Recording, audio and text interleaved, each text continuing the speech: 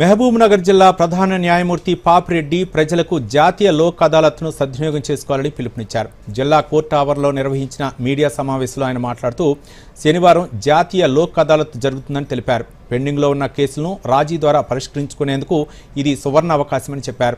గతంలో 17,000కు పైగా కేసులు పరిష్కరించామని, ఈసారి 20,000 కేసులు పరిష్కరించేందుకు కృషి చేయాలని అధికారులకు సూచించారు. క్రిమినల్, సివిల్, బ్యాంక్ సంబంధిత కేసులను ఈ లోక్ అదాలత్లో పరిష్కరించుకోవాలని ప్రజల్ని కోరారు. Telangana state legal services authority directions ప్రకారం మెగా లోక్ అదాలత్ జరపబడుతుంది. ఇప్పుడు మనం లాస్ట్ టైం కూడా ఈ మహబూబ్ నగర్ యూనిట్ కి వచ్చేసరికి 17,431 కేసెస్ డిస్పోజ్ చేయడం జరుగుతుంది. ఈసారి కూడా అదే అన్ని కేసులు చేయాలని చెప్పి అందరికీ చెప్పడం జరిగింది. మేము రోజు కూడా ఇన్సూరెన్స్ కంపెనీస్, బ్యాంక్ స్టాఫ్ మరియు